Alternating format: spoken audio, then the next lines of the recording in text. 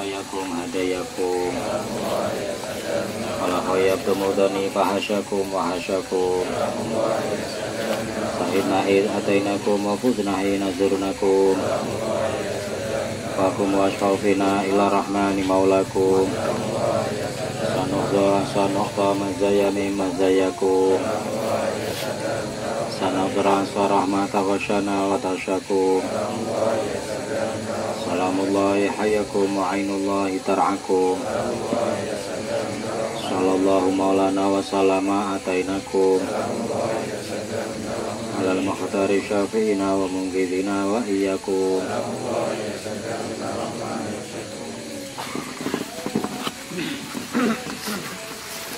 Al-Fatihah.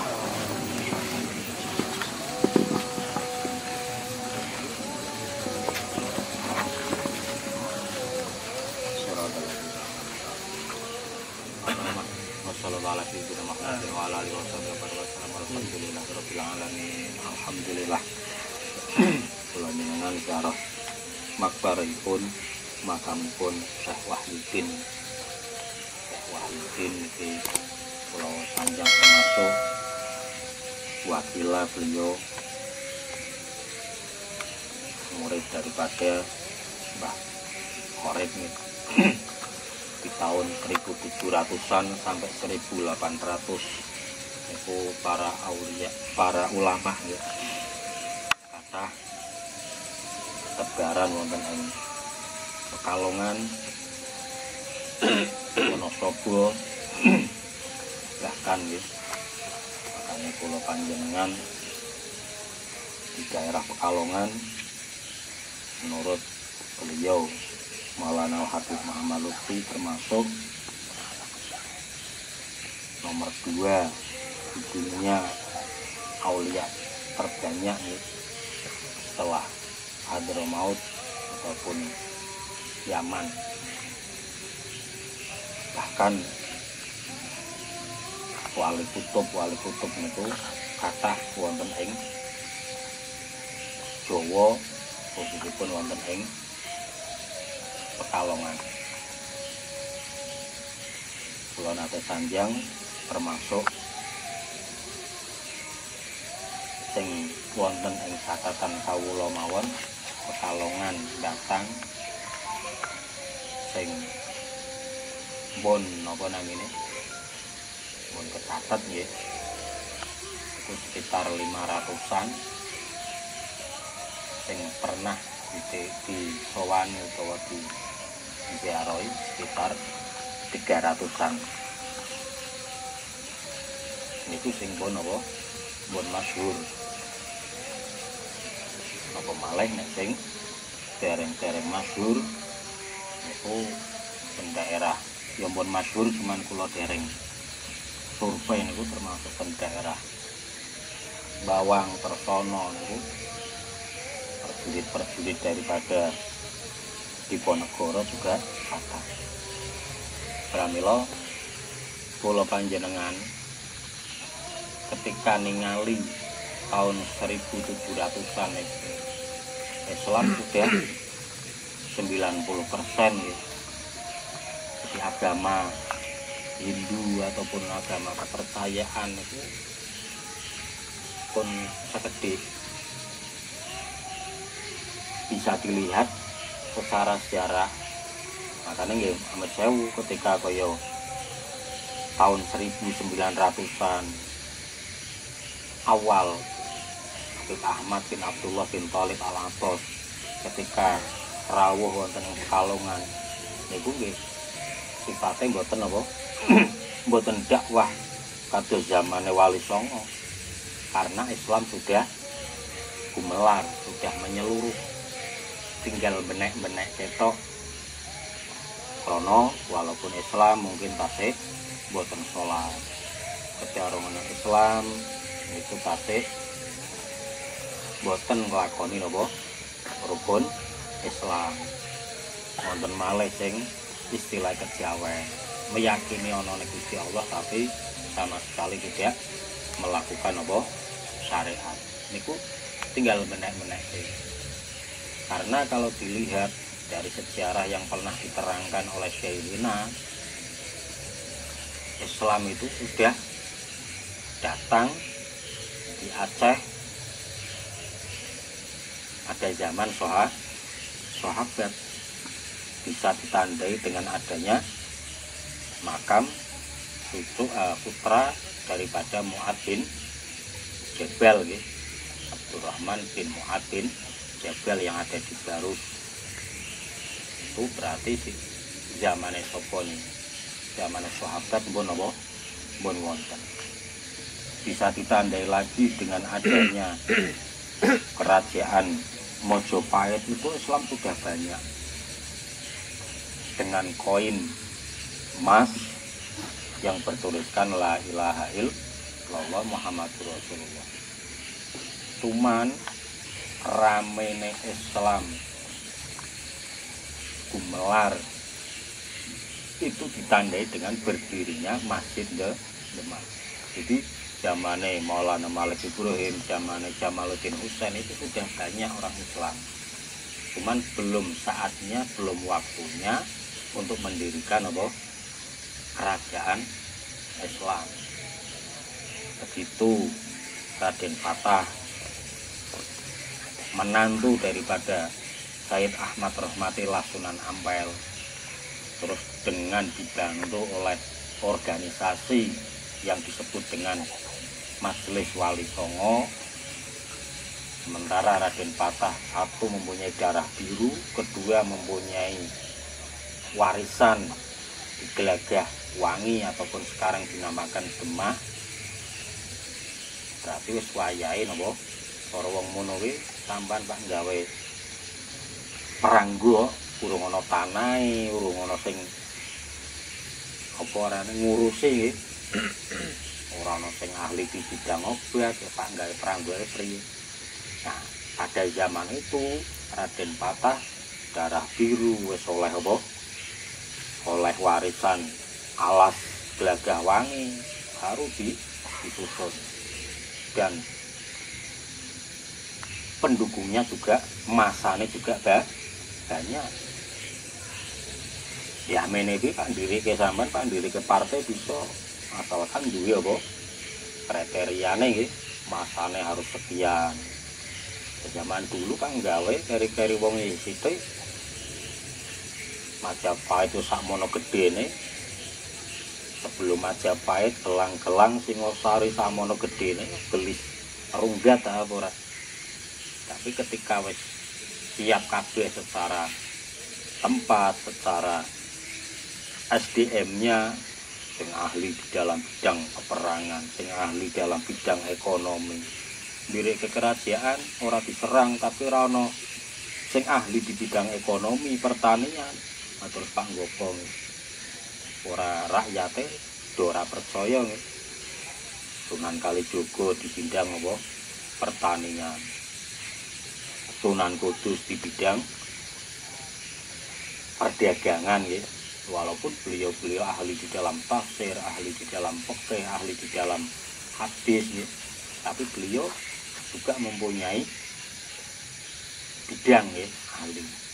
Sunan Muria umpamanya di dalam taktik perang, Sunan Gunung Jati juga ahli di dalam ekonomi pertanian, sehingga negara itu dengan mudah didirikan. Akhirnya cepat makmur. Nah, kalau negara itu makmur, akhirnya dari negara-negara lain ataupun dari kerajaan-kerajaan lain simpatis lah ora.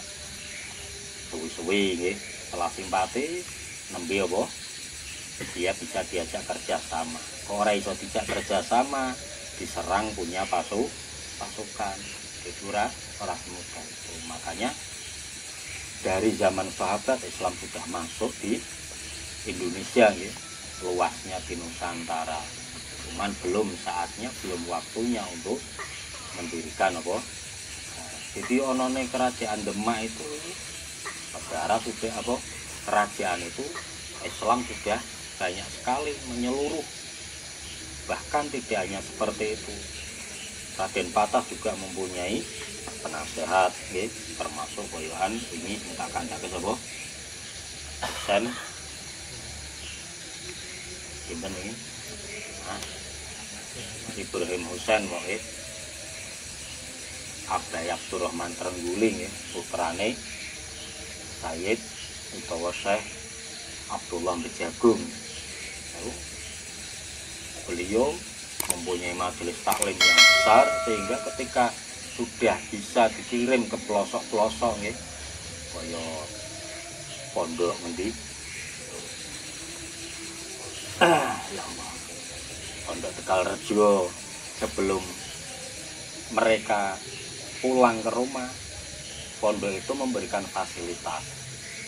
Satu, untuk mengasah ilmunya, kedua biar manfaat ilmunya dikirim ring desa-desa nang kono setahun, nang kono sing 2 tahun. Oh, kon dadi imam mushola, imam masjid nang kampung sing dikirim. Lah dulu pun seperti itu, dengan cara-cara metode dakwah seperti itu sehingga Islam cepat apa?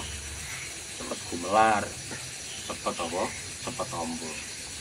Makanya di zaman Wali Songo itu Islam sudah 70%-an gitu. Pemana tahun 1700 ya 90%. Cuman di tahun 1700-1600 akhir sampai pada tahun 1700 itu Hindu Buddha mulai mengecil, tapi dari Eropa masuk agama Kristen. Di Kristen iki teko paling keri ning tanah Jawa utawa ning Indonesia luwih tuwa, luwih dhisik Islam, karena mereka dibawa oleh para penjajah itu. Jadi mangkliye sing mau Hindu Buddha nyitik Islam besar, tapi masuk agama lain yaitu apa? Kristen. Nah, Kristen pun mulai berkembang karena adanya para penjajah itu, satu dengan mungkin paksaan, yang kedua dengan sistem anak tinah di tanah Jawa ini, sehingga Kristen pun berkembang di Indonesia walaupun tidak sebesar Islam ya. Nah, mila kangge pengertian mawon kula panjenengan ngerti sejarah di Indonesia, di Jawa terutama ya, itu perjuangan orang-orang setelah 1700-an itu ya benar-benar kayak akidah yang mulai mungkin podo melenceng, tapi Islam itu sudah betul-betul menyeluruh. Ditengeri dengan apa? Nah, kula jenengan takok, karena di daerah-daerah manapun kula jenengan ningali umpamane Masjid Kauman didirikan tahun berapa, sebesar itu masjid, berarti kan ning daerah kono Islam wis akeh. Pemalang, Batang, Kendal, dan seterusnya di tahun 1700 itu menunjukkan bahwa Islam itu sudah betul-betul berkembang. Walaupun mungkin di daerah-daerah pelosoke masjid-masjid tua kaya contoh nggih, satu kecamatan satu masjid, memang krana desane pi wong penduduk urung akeh ora. Kaya contoh masjid onone Warung Asem, engko Sawah Jowo, Banjiran, daerah-daerah mrono nek Jumatan nang Warung Asem. Kaya mungkin nang kecamatan Buaran onone Banyurip karo Jenggot di tahun 1800-an. Itu mulai masuk 1800 mulai masuk ke pelosok. Jadi ketika mungkin nggih zaman Rasulullah, ketika sampean zaman Rasulullah ketika bodho dina Jumat, akhirnya ora Jumatan.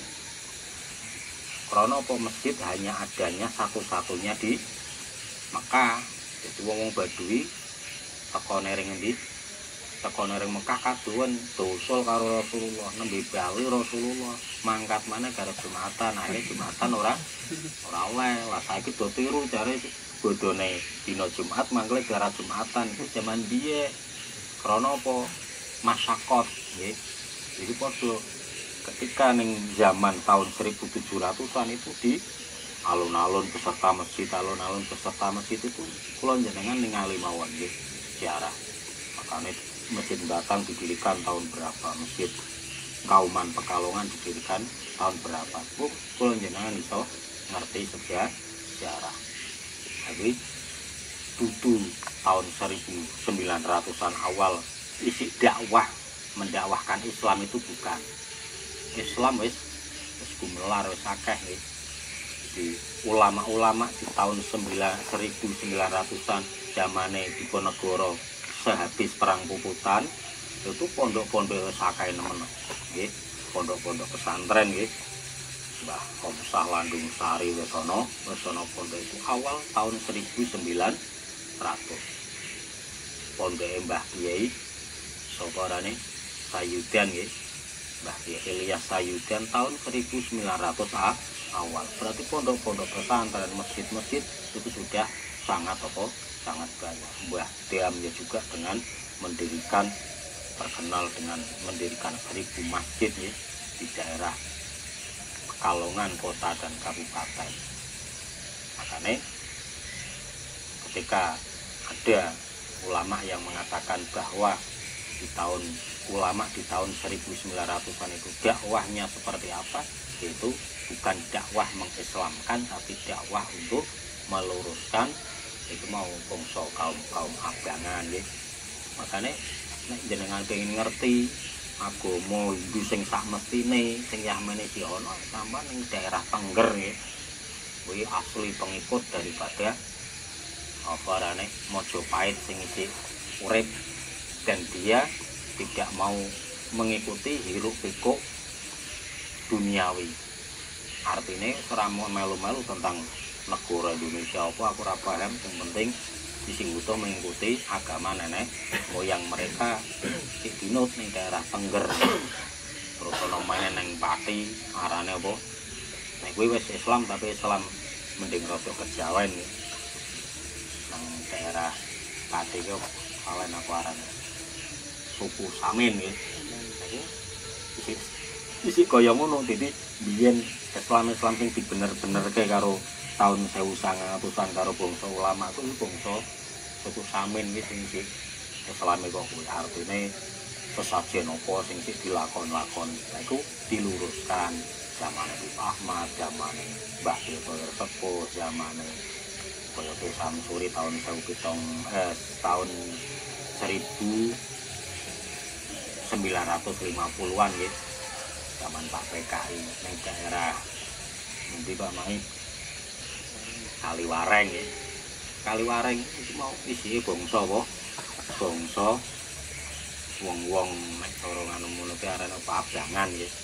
Yo Islam cuma tak dalane bisa maneh mereka itu sudah Islam ngakoni ana pangeran, ana Kanjeng Nabi, tapi salat ya wegah, puasa ya wegah. Salat ora arti, Ki Samsuri dakwah ten mriku. Dileke carane salat, terus ora nyahadatke wong mereka itu sudah Islam. Orang di sarung ya ini karang ngomong biye apa ora. Silih sarung dadi dene ndeng omah nggo sarung jepit kena ngepit. Wong iki gawe boto tunggoni. Nggih, tunggoni ndeni sampai dhuwur ke laut dijak wudu, carane wudu piye. Niku meluruskan seperti itu. Bukan mengislamkan lagi nggih. Tapi nih zamannya Wali Songo memang harus bertarung dengan orang Hindu, harus bertarung dengan mereka-mereka yang belum beragamakan Islam. Bukan kaya Ki Ageng Kedul dikalahke karoan Sunan Kudus. Memang dulu betul-betul seperti itu. Sunan Gunung Jati banyak menaklukkan orang-orang biksu ataupun wong-wong Hindu nih. Tapi di tahun 1700-an ke sini itu orang Islam sudah banyak. Mungkin itu saja. Beliau termasuk walaupun murid daripada Mbah Qorib ya, Syekh Wahyudin ini termasuk duwe pangkat, duwe gelar ya, termasuk prajurit Mataram ya. Jadi beliau termasuk tidak hanya Syekh Wahyudin, beliau termasuk kategori darah biru, termasuk terah Raden ya. Kabeh Sultan Masin, Sulahuddin beliau bermarga Yahya juga termasuk apa Raden. Dan itu mawon mungkin manfaat. Maulaya sholli wa sallim daiman abada. Alhi kullihimi huwal habibul ladzi turja syafa'atuhu li kulli hawli minal ahwali muqtahan ya rabbi bil mustafa balil maqasidana wa fir lana ma mawdu ya wasi'al karami ya Allah biha ya Allah bi husnil khatimah.